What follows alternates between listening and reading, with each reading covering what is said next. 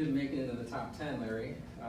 We did ask the question, how important is a modest percentage of residential workforce housing units for area workers making median area wages in lieu of the developer making contributions to the city's affordable housing fund, or maybe not even in lieu. 33.6% answered that in 9 out of 10, which is pretty significant. That's what I mean. That's just one example of a lot of other information that we have that we didn't present tonight because we didn't want to be so data heavy. But it will be publicized and it will be made public so that we could all review it, and hopefully, and I'm sure Sterling Bay will be interested in reviewing it, and it will help make Sheffield's conversation with them even more impactful, hopefully, in a positive way towards a successful development. So at this point, I would like to invite up our 3 aldermen to our desk here up front. And not to put you in the spotlight, but we're going to put you in the spotlight. Although I think you all love the spotlight. Could be wrong, could be wrong. We have a massive development project which is being reviewed by the city. And like any development of any scale, it is clear that as long as its impact is positive towards our community, the majority of residents, 68.5% in our survey, will support the final project.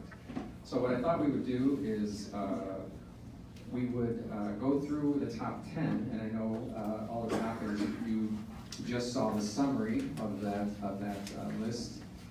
And I'm going to try to get that list back up. But well, first of all, do you want to say anything about the general introduction, or you just want me to? Sure. Yeah. Thank you, yeah, Jim. Please. I did take a glance at the slide for the top 10, and not only do I agree with it, I think I agree with the ranking. It's probably congruent with what my order of priorities would be in the top 10. So just remarkable work, and I want to commend Sheffield Neighbors for this undertaking. The data that's come back, the comments, are extraordinarily valuable to this process. You guys did an outstanding job with this, and I salute you for it. As you and I and Jim discussed this briefly, I did have some issues with the construction and the phrasing of some of the questions at the outset, but that notwithstanding, the results of this and the sheer volume of participation that you had is also impressive. So this has just been a very worthwhile exercise, and there's a lot more here to digest than we could do in this one meeting, and we're going to have this conversation on an ongoing basis. I just want to say already there's something we can check off the list. The request for a master site plan similar to what you saw earlier with the Lakeshore East development. I've already made my insistence known that is mandatory. That will happen. I can assure you Sterling Bay has been put on notice and they're already working on it. That will be presented to us, and they assure me that they're working rapidly now, as opposed to some of the I don't want to say foot dragging, but there's been a frustratingly slow pace for some of the deliverables from Sterling Bay up until this point. They sense the urgency, and they now know that a master site plan is not an option. It is mandatory. It has to be presented, and it has to be presented as a initiator of a starting point for further discussion. Not a done deal. They're not going to say, here's what we're going to build. They're going to say, here's what we think we'd like to build. What do you think about this community? And we'll be able to have a more detailed, interactive discussion based on that. So that's one thing on the top 10 that we can already say will be accomplished, and it's going to be very helpful for us going forward. Many of you, if not most of you, were at the community meeting that we held, and no one here is comfortable making the zoning decision based on pretty pictures in a PowerPoint presentation, and that's what we were doing, and that's just simply not enough, and it can't be interpreted in any way at all as a master site plan or even a beginning for that. So that changes at this point going forward, and the next community meeting that we have, you will have that, and hopefully you'll have it in at least a week in advance. So there'll be some opportunity to examine it and come prepared with questions. And I think we can look for that late October, early November. That's great news. Thank you. I thought we would go through these questions. I guess we could start with number 10, which was the sequencing, and I have reverse notes here. Maybe we shouldn't do that, but that's fine. We'll start with sequencing.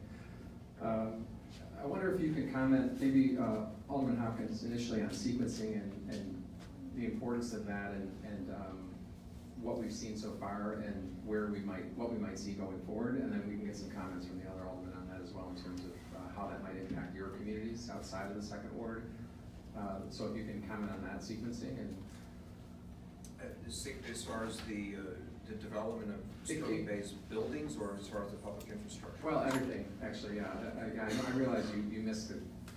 The sequencing is referring to that the master plan idea, the sequencing of infrastructure as well as their development and the overall development. So like infrastructure, like the bridges, not specifically what will be built, but the importance of sequencing and understanding the entire process of what the development is going to undertake going over time. So got it.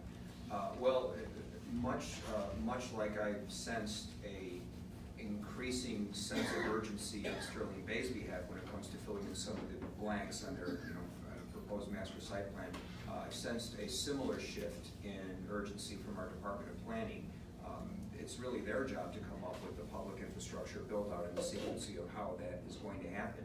And there's been a lot of talk about that so far, but there hasn't been a lot of walking the walk. It's been mostly talking the talk. That's changing now as well. And of course, I can only comment on my personal belief and my philosophy.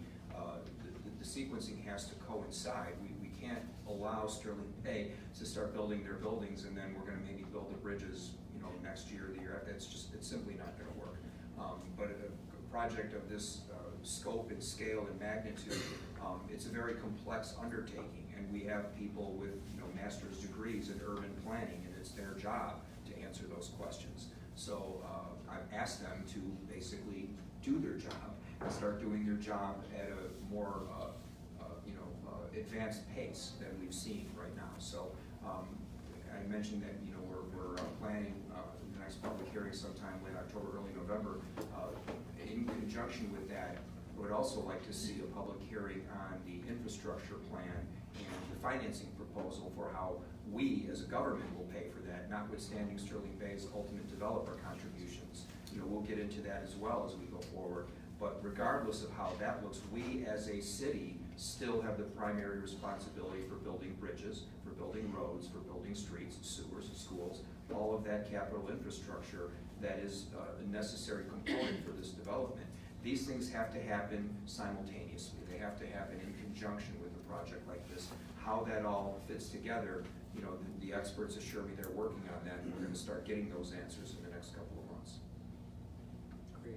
Any other, Scott or Michelle, would you like to add anything to that? Well, Scott, did you want to go first? You're up. Well, I certainly welcome those developments, and know that this is a very overwhelming development from the point of view of many of our residents. And I do want to say that I'm really excited about what Larry Bennett is doing, and I'm going to put in my plug right now that the thing that really needs to be studied are the intersections of Willow, Sheffield, and Clybourne, and Clybourne, Armitage, and Racine, because some of the biggest fears that our community has about this development is that an overwhelming development could turn the entire east side of the Chicago River into an island that you can't get out of and that you can't get in. Because access to the highway, everybody gets that. So some suggestions that, demands that we made to CDOT, even during the framework, was for the study of transportation issues start right there. And everyone knows why, because they've tried to negotiate those streets. And at the time, CDOT said, oh, it's not within the study area. So now we have requested also separate studies, and we're told by CDOT that, they are letting out a contract to do study around all of this. So I am delighted to join with Alderman Hopkins in calling for what the community wants, which is an independent study. And if what Larry is talking about is even more exciting because we could actually begin working on these kind of issues now. So much of what is involved in this proposal is about our current traffic nightmares, and that needs to be relieved. I think the community feels, as indicated in the survey, before you say, okay, another X number of thousand of people are coming, we want to make sure that when they do come, we'll support them coming if it doesn't make it completely unlivable, and if it doesn't adversely affect us. So I think those are two findings of the poll that were very, very true and very good to rely on. So I look forward to these studies moving forward. So I'm Alderman Wagasback. On the sequencing issue, if you look at the individual zoning and development pieces that we work on as aldermen, a lot of these are complicated issues, even some of the smaller projects. And around each one of those projects, you have to look at what's happening in a holistic way around those. So when it's a single family issue, maybe that's not a big deal. When you're talking about a multi-unit building, several multi-unit buildings, you're looking at what is happening around that area. Everything from the traffic, infrastructure issues, school issues, park issues. And so it's not an easy task to undertake each one of those things as an alderman, and that's why I think we employ the neighborhood organization. So first I want to say, excellent job on this, because I think this is one of the most comprehensive ones we've seen in the many years I've been alderman. When you look back at mandatory master plans, a lot of you probably recall the mandatory master plan that we did for DePaul, right here in this building that we're in. And I don't recall how long it took.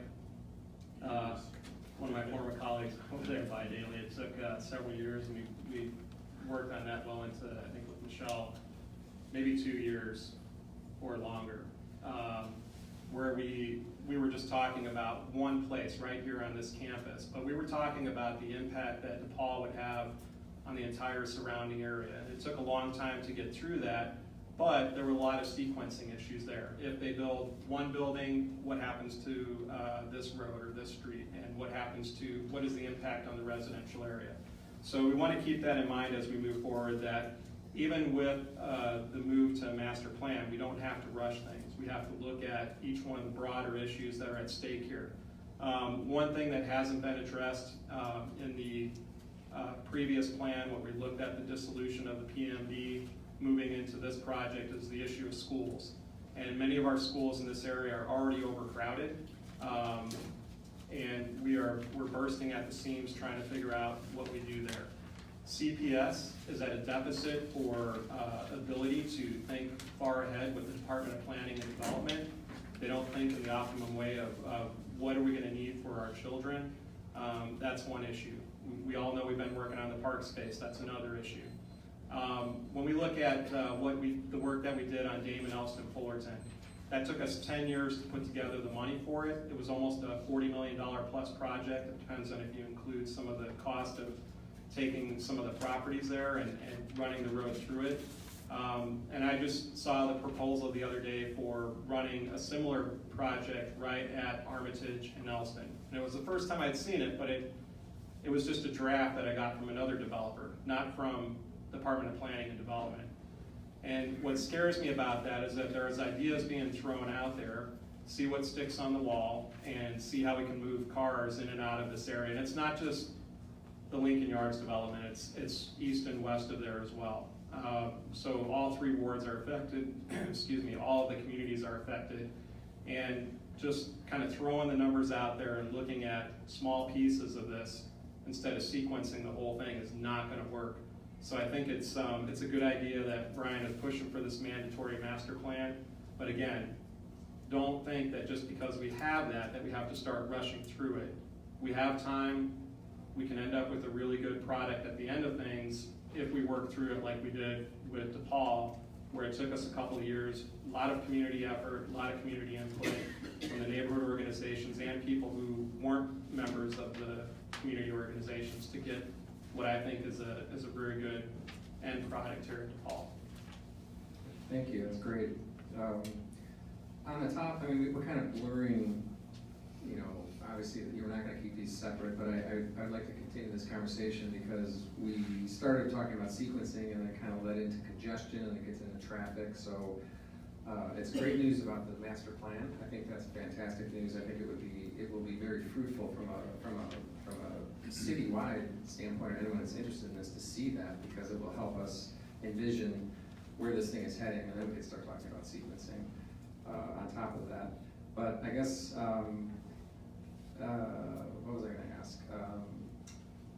In terms of the traffic impact study and this independent study, can we talk about that and how that might come? Because we had talked about it in our advisory committee. Our advisory group had talked about requesting a third-party independent traffic consultant do a traffic report study, and I know Sterling Bay is going to provide one, but can you talk about that and the viability of that and and how that might come to happen and the importance of that? Yes, Sterling Bay did commission what they have described as a comprehensive traffic study done by a nationally known firm that some people in this room are intimately familiar with. It was delivered to CDOT, and CDOT currently has it under peer review. Basically, they're doing an independent analysis of it. I've asked for a copy of that when it's done. I was kind of given the impression that it was going to be done about now. Found out recently that it's not really even close to being done. So once again, I pressed the urgency button and tried to get people to step up their game a little bit.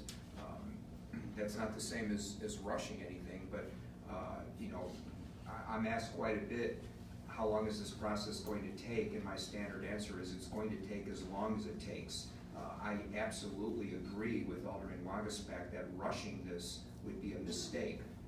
You know, things get overlooked when you rush. You know, you're not as deliberate and as thoughtful when you're under some sort of an arbitrary deadline pressure, and that does not serve us well at this point. So I don't want to see this thing rush through, but at the same time, I don't want to see you know, intentional foot dragging for whatever reason, or for deliverables to come and go on expected dates and nothing happens and there's no really good reason why. I was not given a good reason why CDOT has not completed this analysis for this document that they've had for some time. I don't know. I know they're very busy over there, they're hardworking people, you know, there's other priorities in the city, I get all that.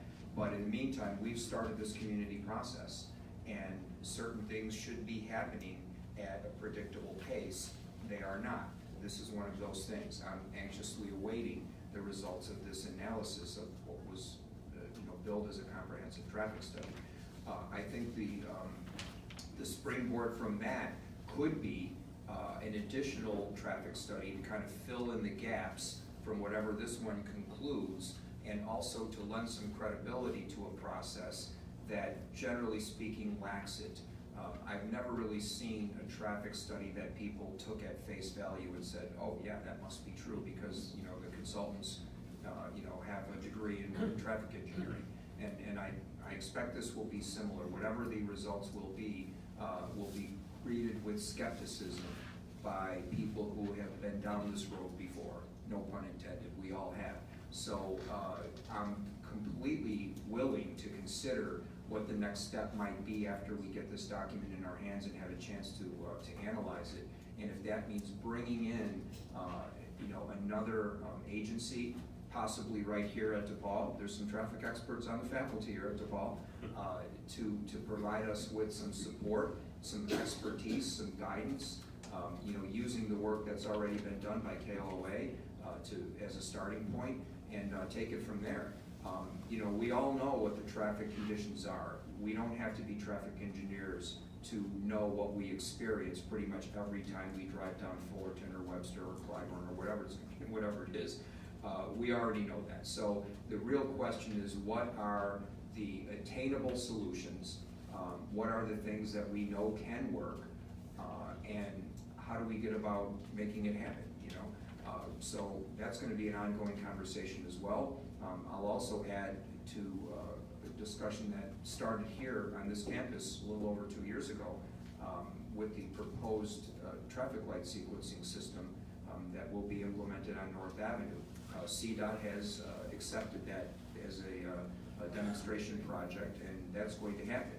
And if it works like it's being promoted, that it will work, we really may be onto something here, and that may be something that we want to roll out into the entire corridor, possibly even citywide eventually, if it works as it's promised to work.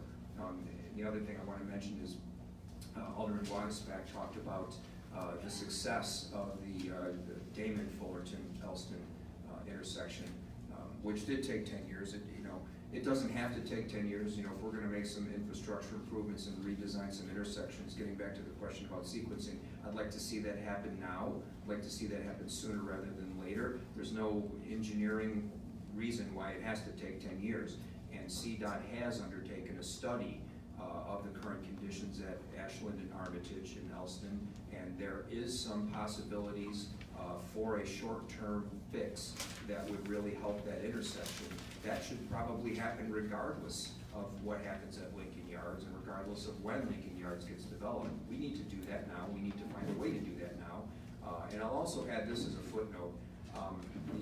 The travel time improvements at the Fullerton-Damon intersection after it was re-engineered, 80% improvements that the traffic engineers have documented.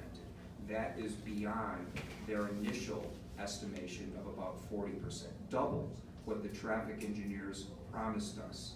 So for once they were wrong in a good way, and it actually turned out to be better than they told us it would be. So that gives us hope that similar results could happen if we can redesign Ashland and Armitage. And of course there are some challenges there. There's some existing buildings in the way, and it's all sorts of right-of-way acquisition issues that eventually will overcame. So that's why it took 10 years for Damon and Fullerton. But that is something CDOT has already started working on, and I'm optimistic that we're going to find a way to make that happen, regardless of what the ultimate site plan for Lincoln Yards looks like. Any other comments or pretty good summary? Okay, can we touch on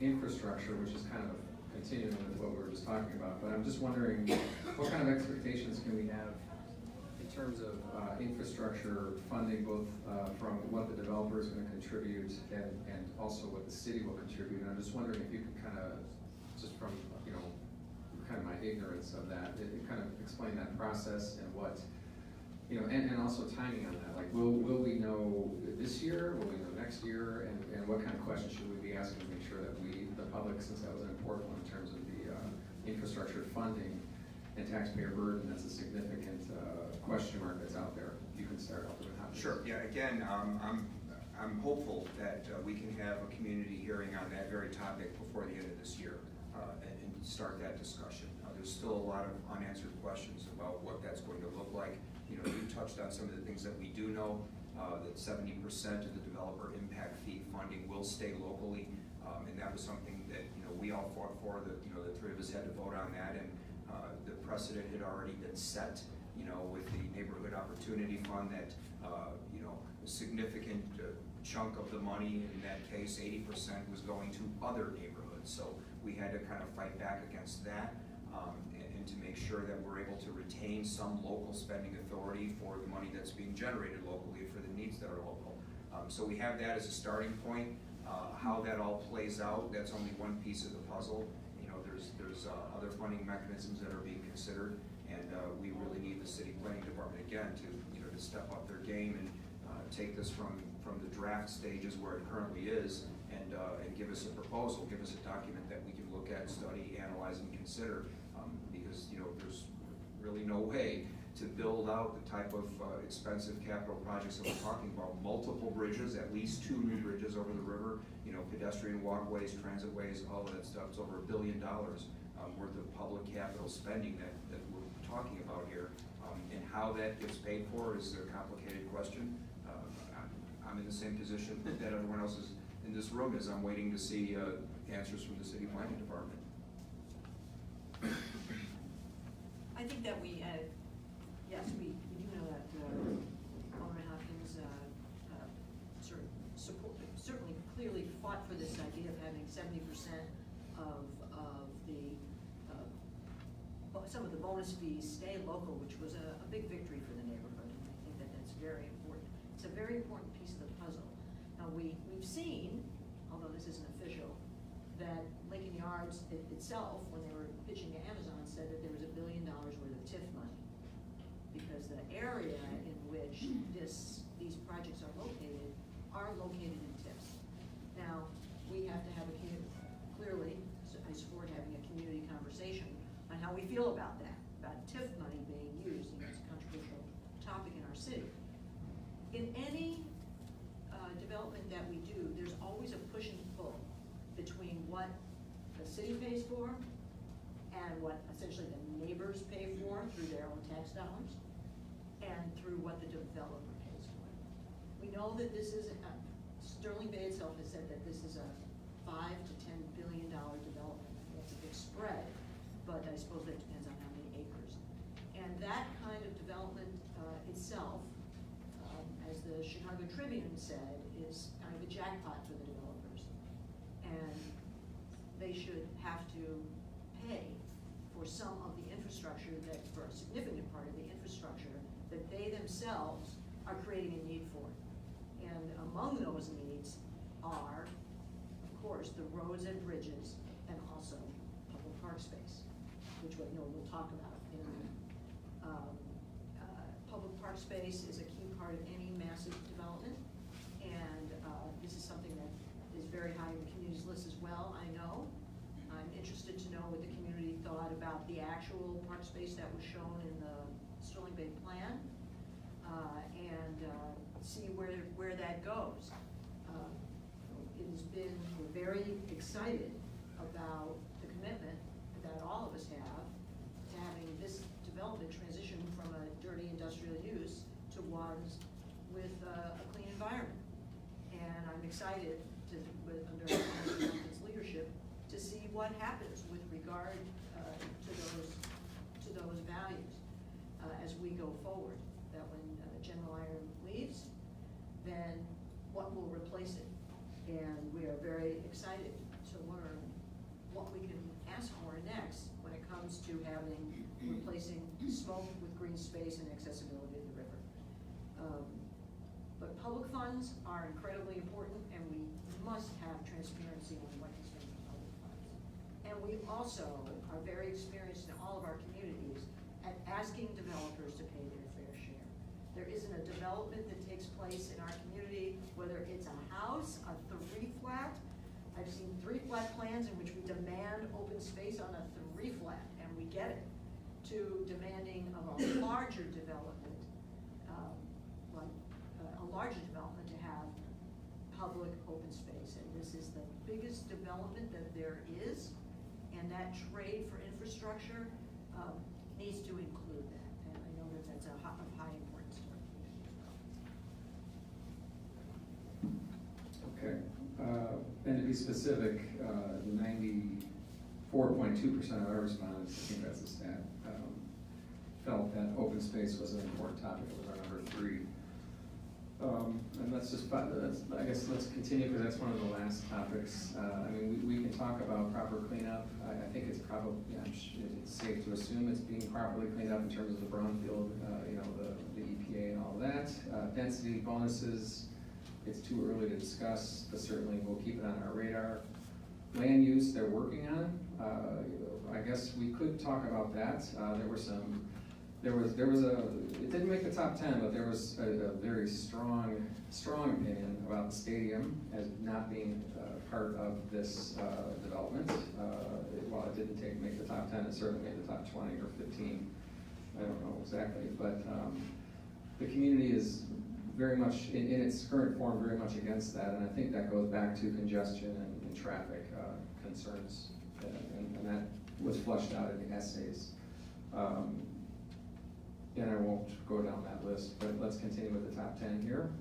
Let's talk a little bit more about open space and riverfront access, because in the media after the presentation, it was apparent that it was being represented that there was a significantly greater amount of open space that was being dedicated for parks, and well, they were combining, as I said in the presentation, walkway, river walk, and parks. But I believe, I'm trying to get my stats here, 3.3 acres is being dedicated for actual park in the north section, and 2.81 acres in the south section.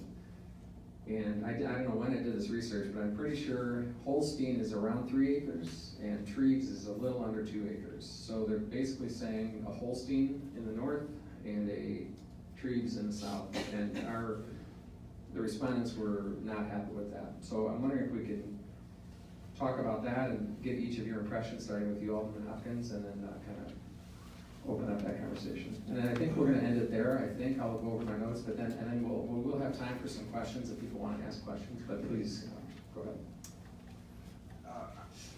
Looking back in the last year and a half debate of the framework plan, I think one of the key victories that we achieved as a community in that debate was not just increasing the amount of open space that is called for as the redevelopment goes forward, but defining the difference between open space and active recreational use.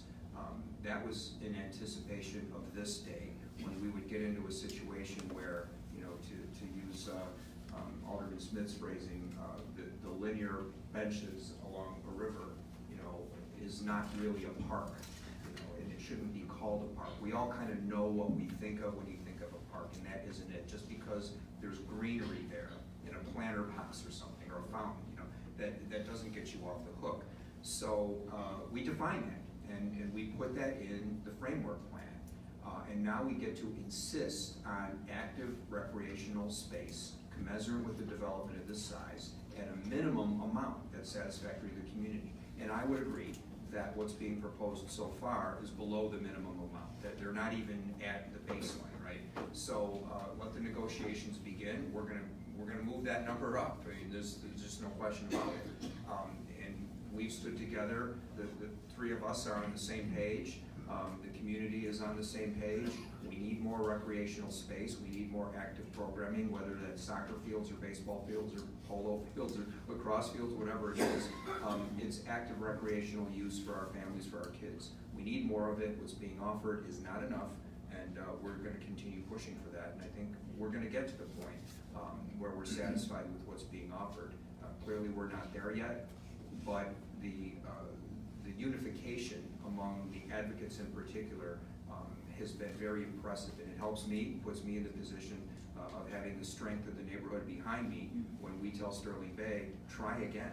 You know, you can do better than that. And since you mentioned the soccer stadium, you know, along the lines of trying to pass off a Riverwalk as a park, trying to pass off the internal field of the soccer stadium as a park. Yeah, you know, I was like, guys, really? You're gonna try to sell that? Good luck. I'm not gonna sell that. I just, you know, there's something about that doesn't work. Although if, and it's a big if the soccer stadium does get built, I would imagine that when it's not being used for, you know, professional teams of whatever it's gonna be, of course, there's no reason why it couldn't be used for, you know, for local community activities and all of that, fine. But that should not count towards checking off the box where they've been told you have to provide a commensurate amount of open recreational space as part of this project. You still have to, even if you get the soccer field, and even if kids are gonna play on it on the off days, fine. It just, that's a really, really hard thing to look the neighborhood in the eye and try to sell them at. I'm not gonna do it. Sterling Bay's trying, and it doesn't seem to be going very well for them in that aspect of it. So again, we have more work to do, but we're up for the task. You know, I have no doubt that we're gonna continue advocating for more recreational space as part of this deal, and we're gonna get it. Any other comments? No? Yeah, I was just gonna, if I could go back for a second on the TIF issue as Yeah, well. please, Before we jump back into the parks there. A couple of things to remember too is, you know, a lot of the infrastructure comes from the federal government. And what we've seen with the Trump administration is an inability to put together an infrastructure plan. And their plan essentially says private companies or private entities and state and local dollars are gonna pay for the majority of these investments.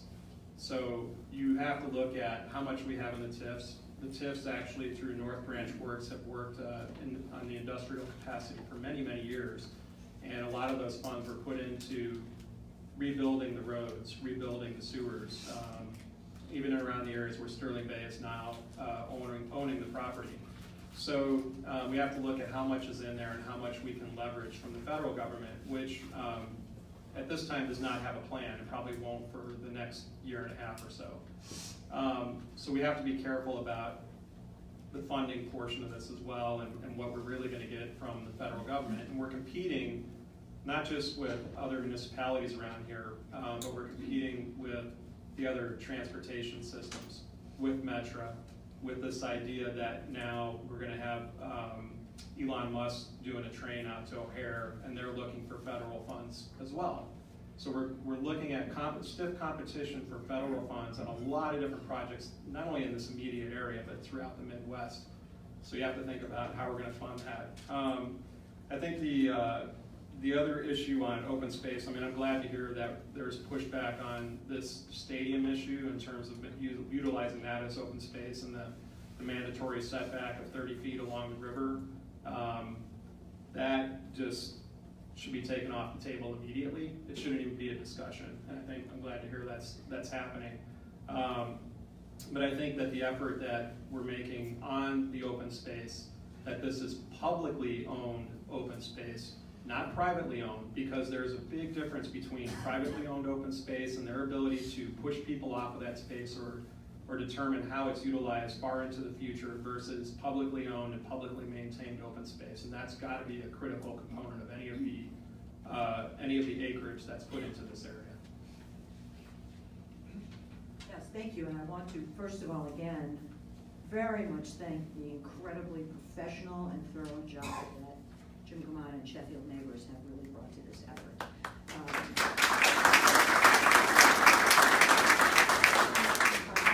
I'm delighted, I'm sure we're all going to pour over the statements that are online, because this is a transformative set of information for us. And although of course on the top lines, traffic, planning, and open space, these are beating heart issues that have been transmitted to us every day through our offices. You know, rezoning of this former planned manufacturing district is really a double-edged sword. For us, it means that smokestacks and dirty manufacturers are leaving, but even Jim's very excellent sort of 3D view of this suggests the massiveness of what we know about, and there is undoubtedly more that we don't know about.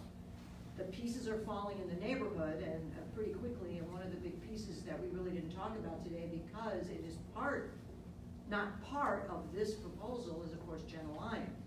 We know they're closing. Their property is the same, their property and the properties around it are about the same size as one of these PMDs that have been proposed. It's about 24 acres total, and without leadership, key leadership on this issue, we cannot take for granted that we will have the kind of public open space that this community and our new neighbors, who are not in the room right now, that at least, 5,000 units right now, maybe it could be double, plus all the employees, what they will need. So we know, we're delighted that a certain amount of progress was made, but even the framework only called for 10 acres that could be privately owned and scattered around. And those of us who participated in the framework plan were very disappointed that there was no provision for public open space. So we're delighted, however, that the three of us have supported the creation of the North Branch Park, which coincidentally is called for to be located on the future General Iron space. The river belongs to us, and it shouldn't be walled off by yet another set of high-rises on another location that isn't even before us today. So I know that Alderman Hopkins supports the park, as Alderman Modisbeck and I do, and so we're really excited to learn how that will be made a vision, a reality as we go forward.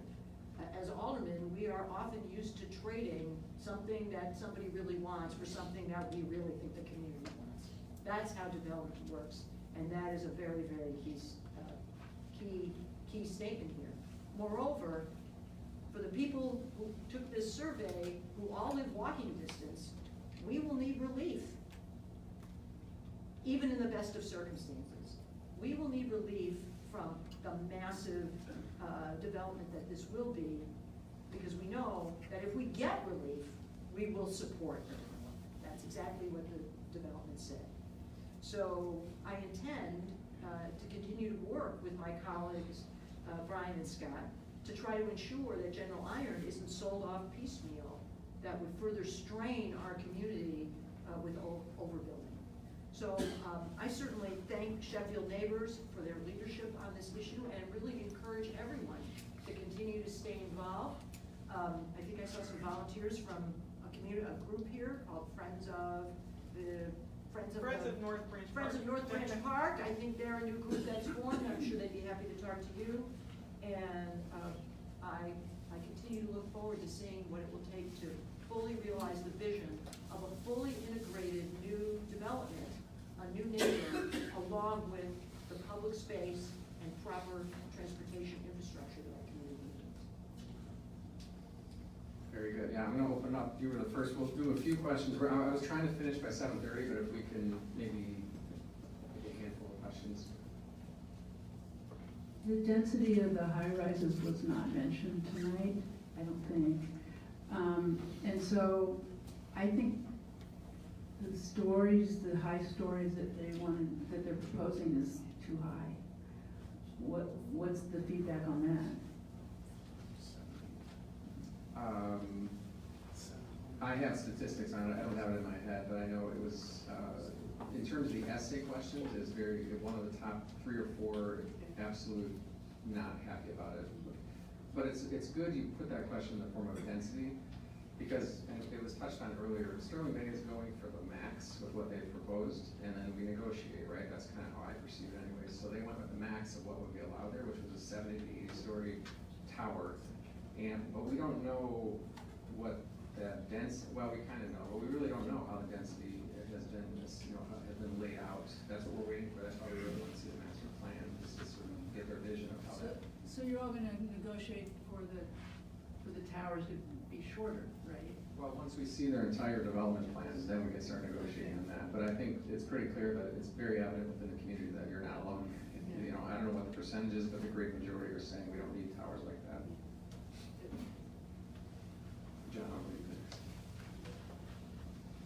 Alderman, I'd like to sit down with the Alderman Hopkins and the other aldermen, their staff, and make a checklist of all the different athletic facilities that we need to build in the area, including an 8-lane, 400-meter track with a lighted artificial turf field, 3 or 4 more artificial turf fields for soccer, lacrosse, football, 2 lighted baseball fields, 2 lighted softball fields, and maybe an indoor swimming pool, 50-meter swimming pool. I mean, these are the kinds of things that are going to really make a development popular, and you got to go for the gusto. So that is programming and use. That is specific, and you're with the, I met you in one of the meetings. My name's Kenneth Newman, and I used to live in this community. I live on the south side where I grew up now. I work on athletic facility issues citywide, and the new indoor track is now going to be built in Roseland. There's going to be another one probably built on the near west side. There are massive numbers of new athletic facilities that have to be built citywide to accommodate the new population, and I've been working on this for about 6-7 years. Yeah, I agree completely, and I know everybody agrees we need a park, but nobody agrees what should be in the park. That's a separate debate, and we're about to embark on that with the near North High School field at North Avenue in Larrabee. We're actually almost ready to start having that conversation. Everybody knows it's going to be a nice new park, but what's going to be in it? What type of field will be in it? There's really no way to resolve that without people just expressing their opinions and trying to have their preference carry the day. It's just, old-fashioned democracy in action, and, there's there's only enough room in a facility like that for so many athletic uses, and we're gonna have to resolve it, you know, and we will. So I'm anxious to be a part of that. It's only a little corner of it is actually in my ward. The majority of that is in Alderman Burnett's ward, but he and I have, you know, already resigned ourselves to the fact that this is going to be a raucous debate, and, you know, the soccer people will be on one side and the softball people will be on the other, and so forth. But, you know, you have to do that. That's just part of this process. And when we start talking about programming the park that we will get in Lincoln Yards, you know, we're going to repeat that process all over again. Question? Oh, my question to the Alderman is, would you be open, once you have the master plan, would you be open to using some TIF money to revitalize infrastructure, bring more park space for more activities? Would you be open to using some of the TIF money in that area?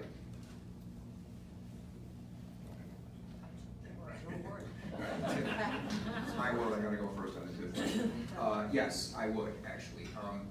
When you think about the process of authorizing a TIF or continuing the two existing TIFs that are there now in the North Branch, you know, the classic method of analysis is the but-for test. You know, but for the TIF funding and the redevelopment agreement, would this development happen, is kind of the fundamental question going forward. Well, clearly, in this case, we've answered as a community, right?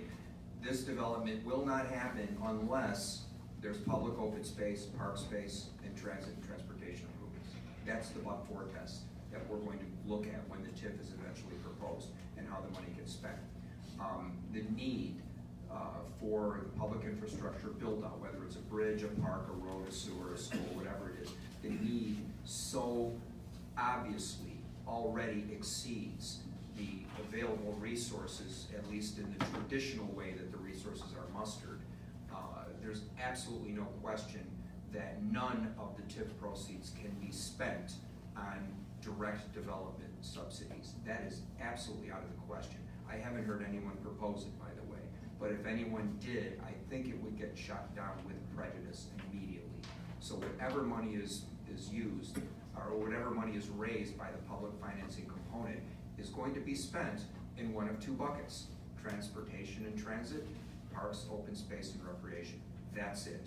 How it gets parceled out between the two, again, that question hasn't been answered yet. We're all going to be a part of answering that question going forward. And when we have that first initial public hearing on the financing piece of that sometime this fall, you know, we'll start to take a closer look at that. Mine is just kind of more tangentially related to kind of the expanded impacts of the transportation issue in open space. Obviously, open space translates to livability and also a reduction in density if that's used as a park, not as further development. As far as the transportation, getting to work is great, but remember there's also kids going to school across the river. We have 2 magnet schools in Lincoln Park that aren't far from the intersection. So, I mean, they're just practical issues that seem not really well fleshed out for a lot of basic planning issues related to this development area as a whole, not necessarily just Lincoln Yards. So I'm like, are you gonna restrict access just from a practical standpoint from kids being able to access schools? Because my daughter, I have to estimate about 30 minutes to get over to Pritzker Elementary, which is on Damon and Schiller, coming from Oscar Mayer. And it's a 20-minute drive in the morning. So if there's not real traffic infrastructure, it's not just people getting to work, it's also how do kids get to school and access some of the schools that are really high school that people really want to get into.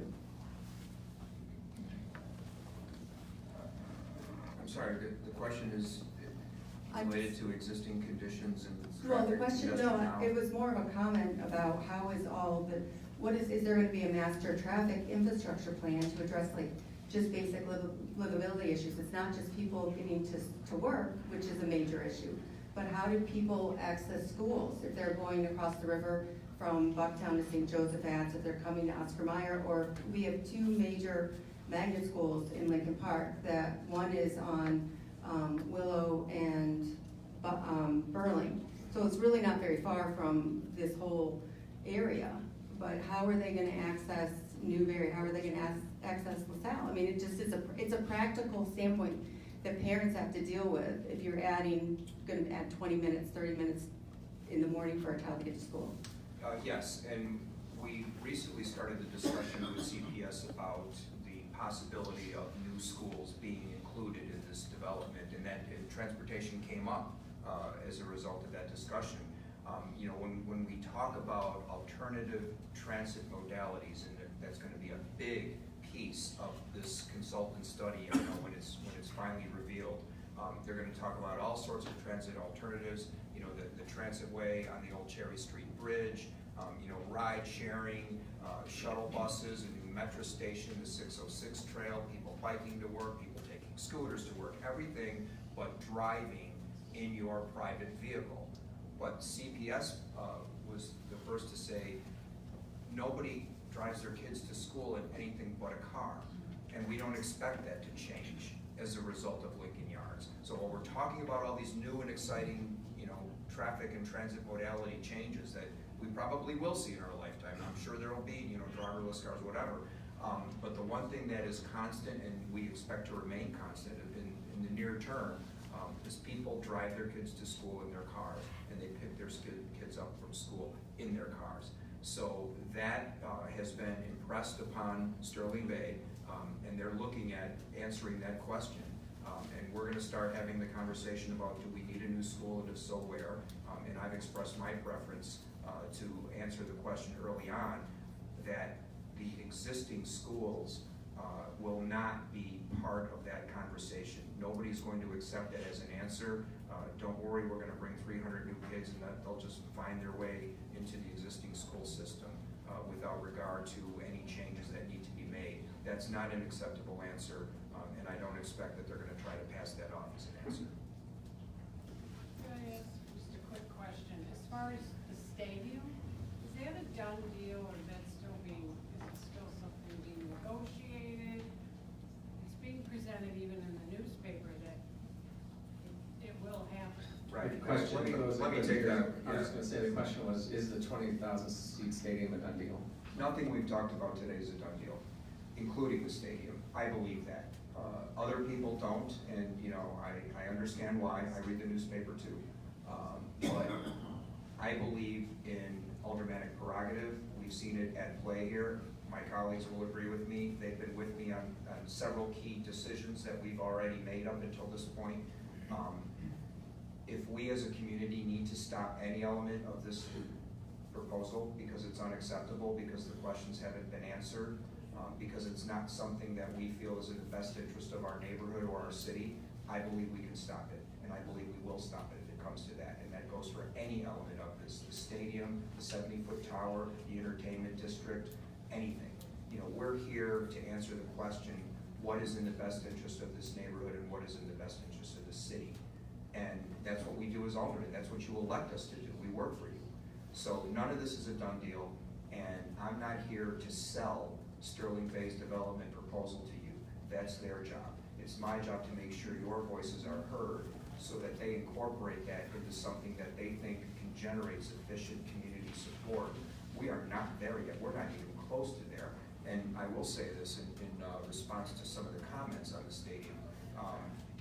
I'm not surprised at all by the initial reaction. When I first saw that the stadium proposal was going to be a part of their initial presentation, I kind of in my mind envisioned something like this being the community's initial response. So they've got a long way to go before the responses that we've seen turn around, if they ever do. We'll know it because this is not the last survey that's going to be done. I've done one. I plan to do a second one. And we have a variety of other methods that we use to take the pulse of the neighborhood. So when and if we start to see sufficient support for the various elements of what Sterling Bay wants to do, that's when those elements will have a viable chance to become reality, not until. And right now there's a couple of things that have a much steeper hill to climb, and I would say the stadium is probably the one that has the steepest hill out of all of it. All right, I think we need to end it there. Alan, you have a quick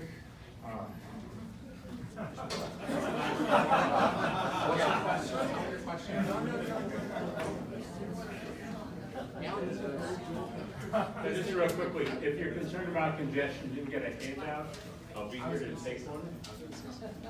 Okay. And one thing, just my own comment, I've been involved like when,